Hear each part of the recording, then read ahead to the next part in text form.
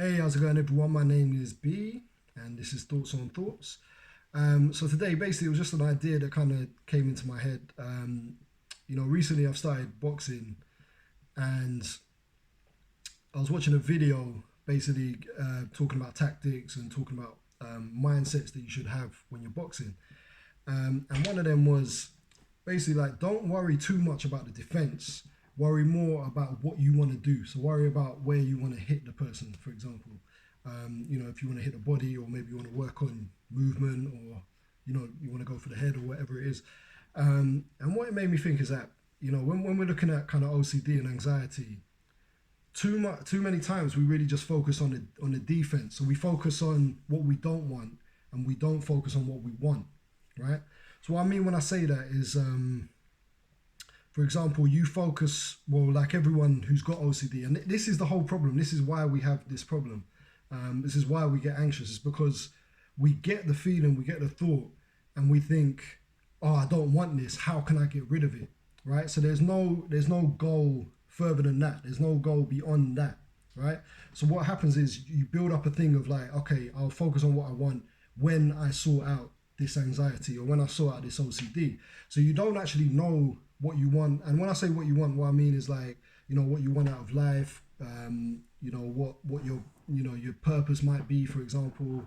Do you want to help people? Do you want this kind of career? Do you want to travel? You know what I mean? And it's like sometimes when we get caught up in OCD, we lose what we actually want. Our whole energy goes into playing the defense game. And what that means is that we have no energy to actually get what we want. So we need to think about it in the context of like a whole life. Like, what do we want from life? What are we aiming for?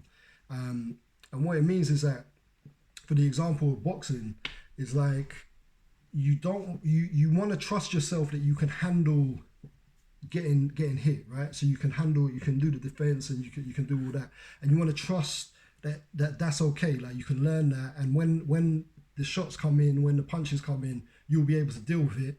And if you do get hit, it's a temporary thing. So if you do get hit, you can move past it, right? It's like the old, the saying in Rocky where it's like, his trainer says, it's not how hard you get hit, it's how many times. It's not how many times you get hit, it's how many times you get hit and keep getting back up. And that's the thing. It's like, it's being able to get hit and just keep going. So again, with the example with anxiety, it's how many, like, if you get hit, can you let it go, and can you keep going? You know what I mean? It doesn't, just because you feel anxiety, it doesn't make you an anxious person. It just means that you're feeling anxiety in that moment. So you can't spend your whole time just worrying about the defense, worrying about how you're gonna overcome it, how you're gonna defend it, because that's not a life purpose. Do you know what I mean? And that's what gives you anxiety. And that's also, there's a phenomenon I think that people get where they're worried about, who are they without the anxiety, because their whole life has been about getting rid of anxiety. So when they do finally get rid of anxiety, that makes them feel even more anxious, because it's like, what do I do now? So I think what my advice, and what I try and do myself, is try and find things to do. Like, try and find a purpose that's beyond you. For example, I'm gonna get into a personal one now, and it's something that's recently happened. So my cousin passed away a couple months ago, and during the time, I was trying to help out the family. I was staying there. I gave a speech at the funeral, and during all this time, I had thoughts. I had negative thoughts. I had OCD thoughts. I had all this type of stuff. But at the time, because there was something that in my mind was so much more important than the thoughts, it was so much more important than the OCD, that I just did it anyway. So regardless of what was coming in, I put this as the most important thing in my life at that moment. So that was the most important thing to me. So it didn't matter what thought came in, I was going to do a speech. And, this is someone who, I remember at school, I froze up, like when I was giving a speech to my class, for example, and to give a speech to like all these people about something so personal, it was difficult. But because the meaning and the purpose was so much more than me, like in my head, I just wanted to, my main purpose was just to give him the best send-off that I possibly could, and let people know who he was, like from my perspective. And hopefully I did that. But my point is that because there was something more important in my life, the focus was that. You know what I'm saying? And I got all the thoughts. It was like a boxer. It's like, my thing was, if you say giving a good speech and being there for the family was my, winning the fight, for example, or attacking the other guy. That was my main focus. So it didn't matter what punches came in. So bang, anxiety. Oh, think about this. Oh, maybe you're this, maybe you're that. Blah, blah, blah. It didn't matter. I was always going to roll with the punches because the goal was so much more significant than trying to avoid, whatever. And what I noticed is that if you don't use the energy defending, you can use it attacking, right? So you can use it to get what you want rather than just defending all the time. You know what I mean?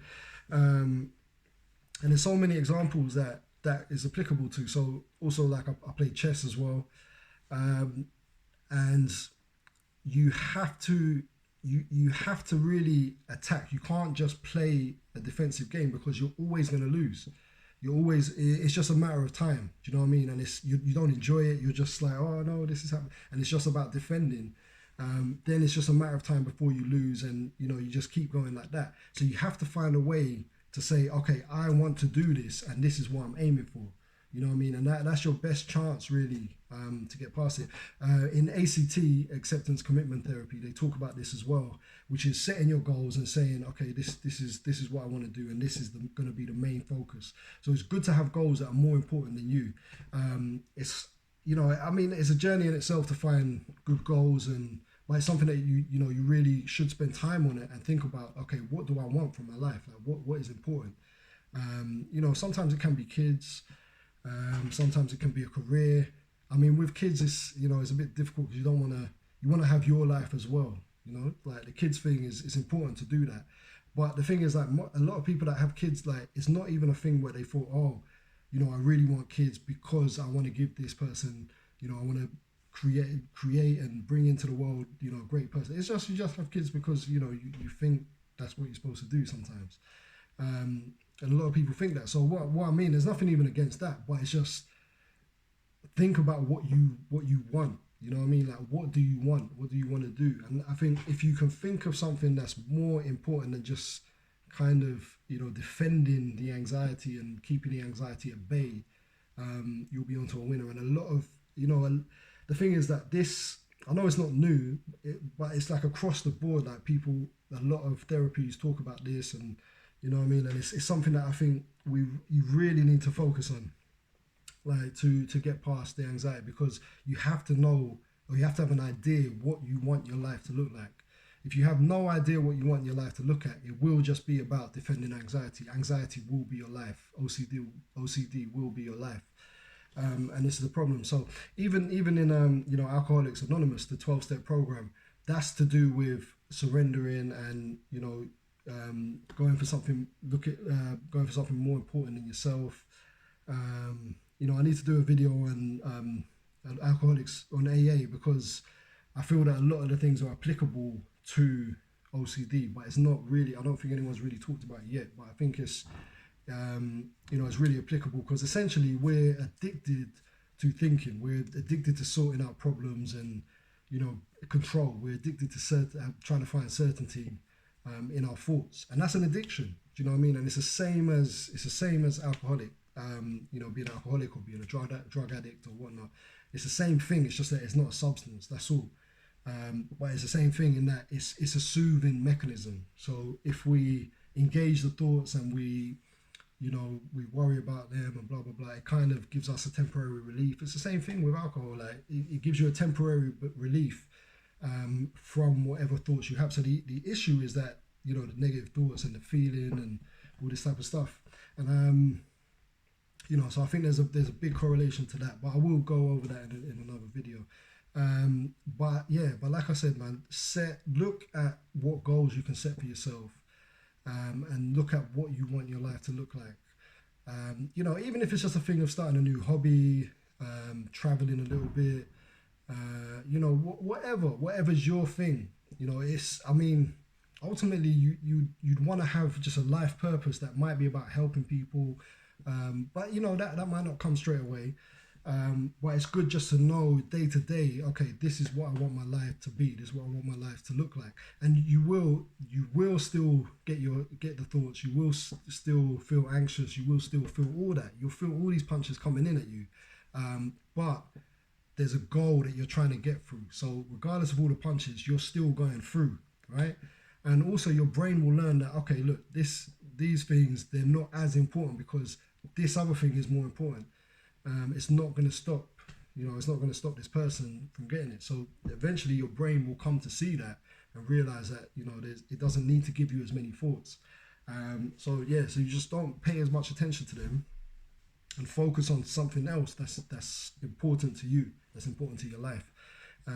You might want to start by maybe writing down a few things, just kind of brainstorming, writing down maybe 10 things that you'd want in your life or you think is important. Might be a girlfriend, boyfriend, might be a certain job, might be a hobby, whatever. I think just write them down, and just maybe every month just work on them or set a timetable. Okay, I'm going to work on finding a girlfriend, or I'm going to work on looking for this ideal job or starting a business or whatever. Just but do one thing at a time, of course, but just pick one and make it important. Make that the thing that you think about when you wake up, instead of anxiety. And like I said, just accept that the anxiety is there, but set this goal, set this important thing that you want to achieve in your life. And yeah, I think it's worth a try. It might help you. But yeah, okay, cool. That will do for now. Let me know if that helps. If it doesn't, and subscribe, or whatever the YouTube thing is. Cool. I will see you later.